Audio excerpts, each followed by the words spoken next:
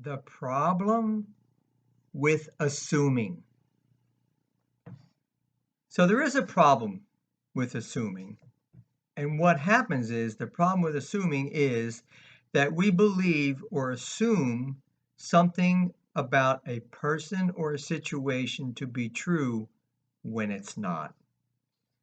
So what happens is we invent a whole narrative around it, and it leads us to jump to conclusions and act unwisely on the false assumption. So, as a therapist, a Christian counselor, I help people deal with this pretty much all the time in therapy. And so, what happens is that we assume things wrong and we believe them, which can generate anxiety, depression, fear, and all kinds of problems based on assuming without the evidence that what we assume is true.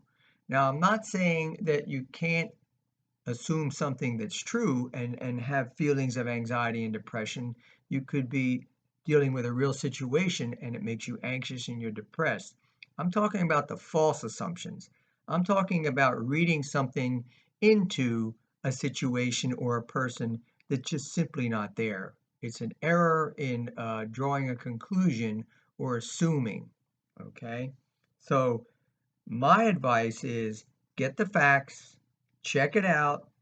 Does objective reality support your assumption? And that's hard because sometimes we become biased and we just develop an attitude or an opinion about a situation or a person, and we really don't have the facts. Okay? So don't assume.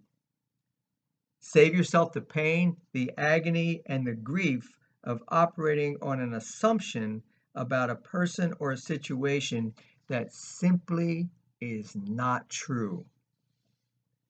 Of course, I'm not trying to oversimplify complicated issues here, but I do see that we as humans can jump to conclusions with only a piece of the information, which is not the whole story. So, there is a problem with assuming, and I'm simply saying check it out, get the facts, save yourself the trouble of developing a false narrative about a situation or a person. God bless you.